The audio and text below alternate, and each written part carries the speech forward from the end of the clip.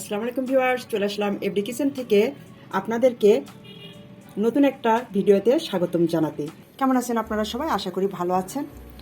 আজকে আমি যে রেসিপিটা নিয়ে আপনাদের মাঝে হাজির হয়েছি তা হলো চিংড়ি মাছের মাথা দিয়ে কিভাবে একটা নাস্তা তৈরি করা যায়, বিকেলে অথবা পোলাও ভাতের সাথে খাওয়া যায়, সেই রেসিপিটাই আমি আজকে আপনাদের সঙ্গে শেয়ার করব। কারণ আপনারা অনেকেই খেয়েছেন, কিন্তু আমি কিভাবে খাই সেই রেসিপিটা আজকে দেখাবো। কোথাও যাবেন না, সাথে থাকুন, অবশ্যই মজাদার একটা রেসিপি হবে। চলুন তাহলে আর দেরি নয়, শুরু করা যাক মূল রেসিপি। তো ফ্রিজে আমার জমানো যে চিংড়ি মাছের লেজগুলো ছিল, এই যে ফ্রোজেন করা, এগুলো আমি চিংড়িটার ভিডিও করার সময় বলেছিলাম যে চিংড়ির এই লেজগুলো দিয়ে আপনাদেরকে একটা রেসিপি দেখাবো।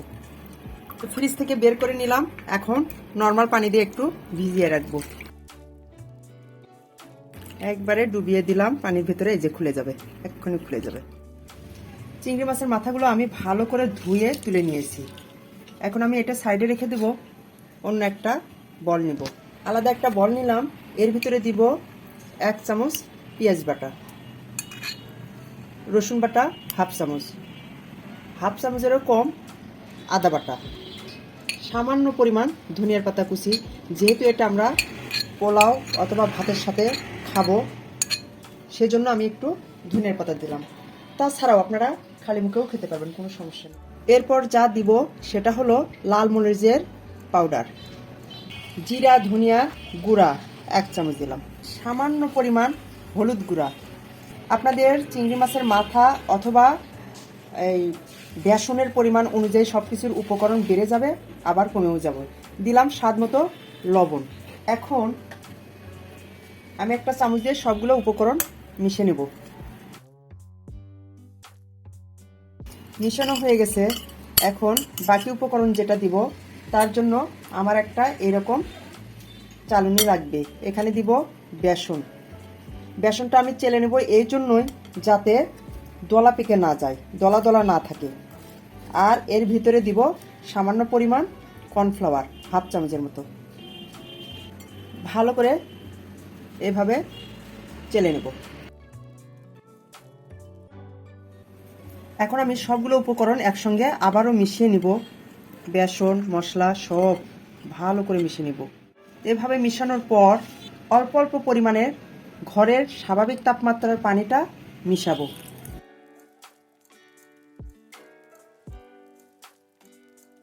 আমি আবার একটু পানি দিব।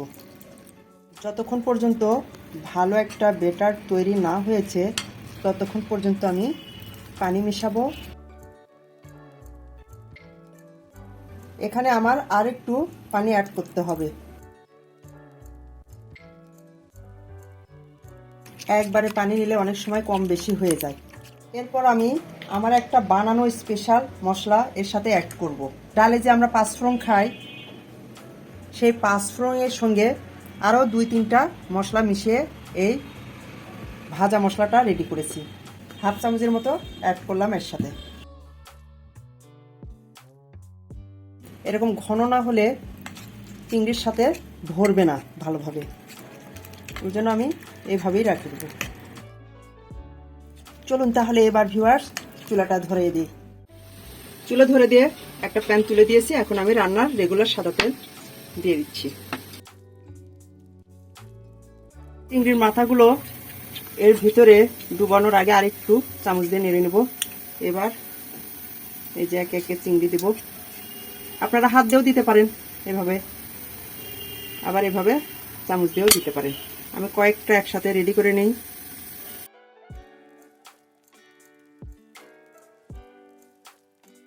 হাত দিয়েও কিন্তু সুন্দর হয়।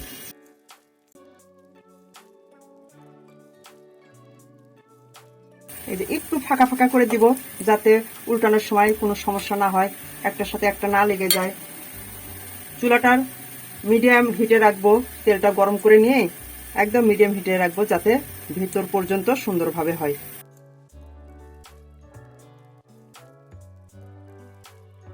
খেতে কিন্তু দুর্দান্ত স্বাদ হয় ভাতের সাথে। আপনারা কোনো কিছু ছাড়াই, এই যে শীত আসতেছে, এইরকম একটা রেসিপি দিয়ে ঝটপট করে যদি নিয়ে খেতে বসেন তো আমার মনে হয় না বলবেন যে অন্য কোনো তরকারি লাগবে। এক পাশে যখন হয়ে যাবে আর উপর পাশেও দেখুন কাঁচা কাঁচা ভাতটা চলে গেছে, এখন আমি উল্টিয়ে দেব।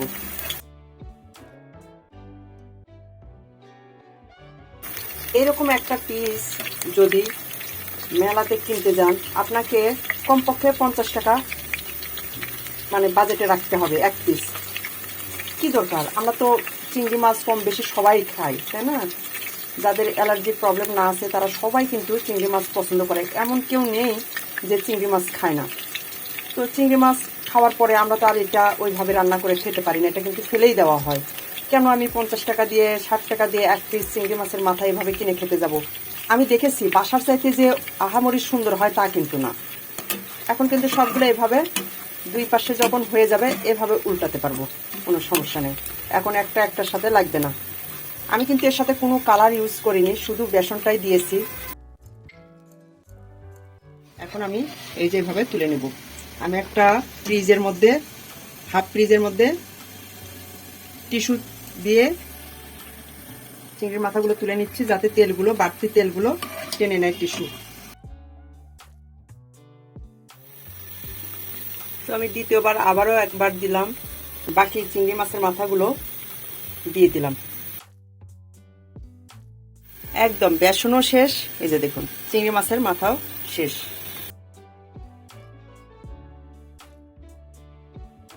এগুলো ভাজা হয়ে গেল। এভাবে ধরলে বাড়তি তেলগুলো ঝরে যায়।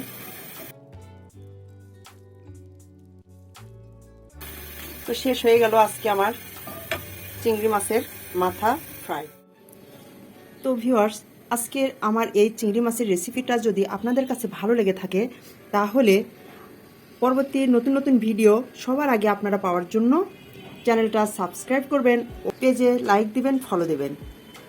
তাহলে কি হবে, আমি যখন নতুন নতুন ভিডিও দিব আপনারা সবার আগে পেয়ে যাবেন। আর আরেকটা অনুরোধ থাকবে, আপনারা আমার এই রেসিপি সবার কাছে শেয়ার দিবেন, আপনাদের প্রিয়জনদের কাছে, তারাও এই রেসিপিটা আপনার মতো উপভোগ করতে পারবে। তো আপনারা ভালো থাকবেন, সুস্থ থাকবেন। এই মুহূর্তে আমি বিদায় নিচ্ছি, আবারও নতুন কোনো ভিডিও নিয়ে আপনাদের মাঝে হাজির হয়ে যাব। সে পর্যন্ত ভালো থাকুন। আসসালামু আলাইকুম, আল্লাহ হাফেজ।